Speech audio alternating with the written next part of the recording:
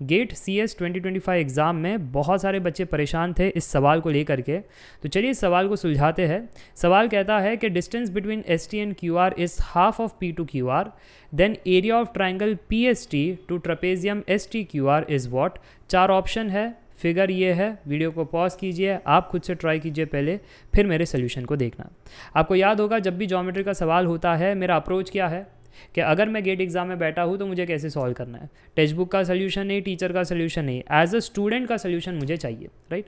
तो मैंने concept course और प्रैक्टिस कोर्स में आपको सिखाया है कि स्टेप नंबर 1 इज़ आपको फाइंड क्या करना है वो लिखो। Area of triangle to area of trapezium हमें फाइंड करना है, तो उसको पहले हम लिखेंगे, राइट। तो ये मेरा स्टेप 1 हो गया कि area of triangle to area of trapezium ये हमें फाइंड करना है।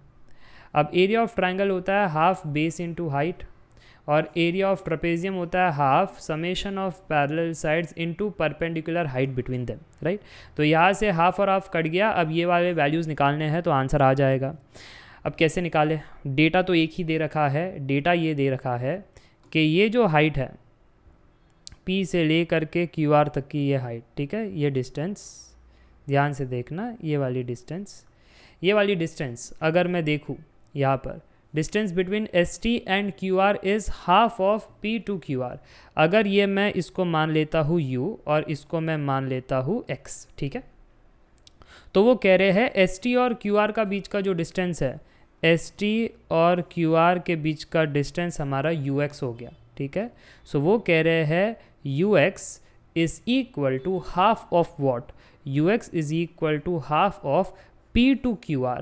तो P टू QR वाला तो ये पूरा डिस्टेंस हो गया, यानी हमारा PX वाला डिस्टेंस हो गया, राइट। PX वाला डिस्टेंस ये हमको डेटा में गिवन है। यहाँ तक बात समझ में आई? अगर यहाँ तक बात समझ में आई तो एक काम करते हैं, UX को हम स्मॉल h मान लेते हैं, ठीक है। UX को अगर हम स्मॉल h मान लिए तो फिर PX कितना हो जाएगा? 2x हो जाएगा। अगर PX हमारा पूरा का पूरा ये 2h है तो फिर मुझे बताना PU कितना होगा। सर अगर पूरा का पूरा 2h है तो PU जो होगा 2h माइनस h हो जाएगा, राइट। ये पूरा का पूरा हमारा 2h है, उसमें से ये h हटा दो तो जो आपको चाहिए वो मिल जाएगा, यानी ये वाला डिस्टेंस हमारा PU हो जाएगा 2h माइनस h, यानी h हो जाएगा।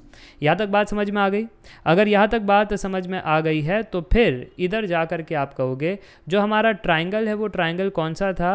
PST वाला ट्राइंगल था। ध्यान से देखना, हमारा एरिया ऑफ कौन सा ट्राइंगल था? PST वाला था। और एरिया ऑफ ट्रेपेजियम कौन सा था? ट्रेपेजियम हमारा एक ही है ट्रेपेजियम फिगर में, तो उस पर ज़्यादा जोर नहीं डालेंगे। ट्राइंगल बहुत सारे हैं क्योंकि PST एक ट्राइंगल है, PQR भी दूसरा ट्राइंगल है। तो PST ट्राइंगल को देखा तो हाफ बेस इनटू हाइट से बात जम गई, right. So half base into height हमारा एरिया हो गया ना PST का। तो बेस कितना है? ST, और हाइट कितना है? PU। तो मैं यहाँ पर लिखना चाहूँगा अब कि हमारा बेस है ST और हाइट था PU जो कि h है, राइट। हमारे टर्मिनोलॉजी के हिसाब से हमने हाइट को स्मॉल h कहा है। ट्रेपेजियम की बात करें तो पैरेलल साइड्स कौन से हैं? ST और QR है, हाँ कि ना? पैरेलल साइड्स हमारे हैं ST और QR, राइट। तो फिर sum of the parallel sides हो गया ST plus QR, sum of the parallel sides हो गया ST प्लस QR, और उनके बीच का जो हाइट है वो भी स्मॉल h ही है, राइट। आप ध्यान से देखो ये जो UX है ये भी स्मॉल h ही है। चलो तो इस हिसाब से हमारे h कट गए। अब हमारा answer ST by ST plus QR है, और ऑब्वियसली बात है कांस्टेंट में आंसर है, तो दो तरीके हैं। आइदर ST QR आप फाइंड कर सकते हो एज अ कांस्टेंट, या फिर इनडायरेक्ट तरीका है कि QR और ST में कोई संबंध है और फिर वो ST सब जगह से रेशो में कट जाएगा और आपको कांस्टेंट मिल जाएगा। तो जो पहला पार्ट है हमारा, क्या ST एंड QR का कांस्टेंट वैल्यू निकाल सकते हैं क्या? नहीं निकाल सकते, क्योंकि डेटा नहीं है उतना। डेटा होता तो हम सोच सकते, डेटा तो नहीं है उतना, है ना। कोई एंगल दिया होता, कुछ चीज़ें दी गई होती तो हम सोच सकते थे। अब इनडायरेक्ट तरीका ही है, इनडायरेक्ट तरीका है। तो अब सोचो कि ST और QR, सबसे पहले हाईलाइट कर लो ST कहाँ पर है, ST और QR, इनमें संबंध कैसे बन सकते हैं? सर याद आ गया, कॉन्ग्रुएंस ऑफ ट्राइंगल, क्लास में ऐसे सवाल किए हैं, है ना। ये ट्राइंगल को देखो तो कॉन्ग्रुएंस वाली फीलिंग आ रही है। किस में कॉन्ग्रुएंस है?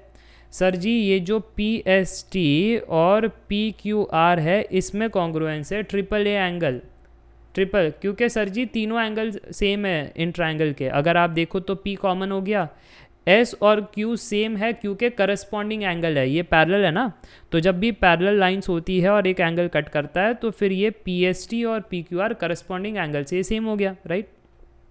सिमिलरली सर जी ये जो PTS है और PRQ है ये भी सेम हो गया, ठीक है, करस्पॉन्डिंग एंगल्स। तो यानी ट्रिपल ए टेस्ट के हिसाब से PST और PQR ट्रायंगल कॉन्ग्रुएंट है। इतना अगर आपको समझ में आ गया कि हमारा PST और PQR ये जो ट्रायंगल्स है ये आपस में कॉन्ग्रुएंट है, तो इनके रेशियोज़ जो होते हैं वो इक्वल होते हैं, साइड के रेशियोज़ इक्वल होते हैं। अब ST और QR और ये UX और PX की कहानी कहीं ना कहीं मिक्स करके हमको रिलेशन खोजना है। तो सबसे पहले देखते हैं ST/QR is equal to what. हम कह सकते हैं कि ये जो PT/PX है इसको हम इक्वेट कर देंगे, ठीक है, PU/PX को हम इक्वेट कर देंगे। तो यहाँ पर मैं लिखना चाहूँगा, क्या लिखेंगे कि हमको चाहिए था ST/QR कितना होगा। तो ST वाला छोटा था तो छोटे वाले का हाइट h है, राइट, और QR जो है बड़े ट्राइंगल का था उसका हाइट 2h है। ये बात समझ में आ रही है? वापस रिपीट करता हूँ, ST/QR is equal to PU, तो छोटे वाले का h है, बड़े वाले का PX का कितना है, h मत कहना, बड़े वाले का 2h है, h + h 2h है, ठीक है। तो मुझे लगता है यहाँ तक बात समझ में आ गई है। तो आपको रिलेशन मिल गया, ST/QR इज़ इक्वल टू 1/2, तो QR कितना हो गया, 2ST हो गया, राइट। तो QR को रिप्लेस कर सकते हो 2ST से, तो आपको आंसर मिल जाएगा जो कि 1/3 हो जाएगा। बात समझ में आ गई तो एक बार कमेंट करके बताना यस। तो इस प्रकार से 1/3 यानी ऑप्शन डी बिल्कुल सही है और हमने ये सवाल सुलझा लिया एकदम स्टूडेंट पॉइंट ऑफ व्यू से। अगर आपको कॉन्सेप्ट्स और एप्टी के पूरे नहीं आते हैं, आपको पढ़ने हैं, आपको PYQs प्रैक्टिस करना है, उस केस में आप डाउनलोड कर सकते हो Shrenik Jain study simplified app. Visit the courses, सारे कोर्सेज हिंदी इंग्लिश दोनों में है। हिंदी में पढ़ना है तो ये वीडियो जैसा है, बातें हिंदी में रहेगी, स्लाइड्स इंग्लिश में, तो वैसे रहेंगे। इंग्लिश कोर्सेज में everything would be in English, my speaking style, my writing style, everything. All in one subscription के अंदर 4 कोर्सेज इन 1 है, मैथ्स के सारे कॉन्सेप्ट्स, मैथ्स के सारे PYQs, एप्टी के सारे कॉन्सेप्ट्स, एप्टी के सारे PYQs। अगर ये 4 कोर्सेज आपको अलग से परचेस करने के नहीं सर जी आपसे सिर्फ मैथ्स का कॉन्सेप्ट ही पढ़ना है तो ये रहे, मैथ्स के सिर्फ PYQs ही करना है तो ये रहे, एप्टी के PYQs करने ये रहे, एप्टी के कॉन्सेप्ट्स करने ये रहे। तो इंडिविजुअल भी परचेस कर सकते हो या ऑल इन वन भी कर सकते हो। तो बेनिफिट क्या होगा ऑल इन वन में, प्राइस में आपको हैवी डिस्काउंट्स मिल जाएंगे, 1000+ के ऊपर आपको डिस्काउंट्स मिल जाएगा, ठीक है। चलो इसके साथ ये वीडियो एंड करना चाहूँगा। Thank you for watching this video.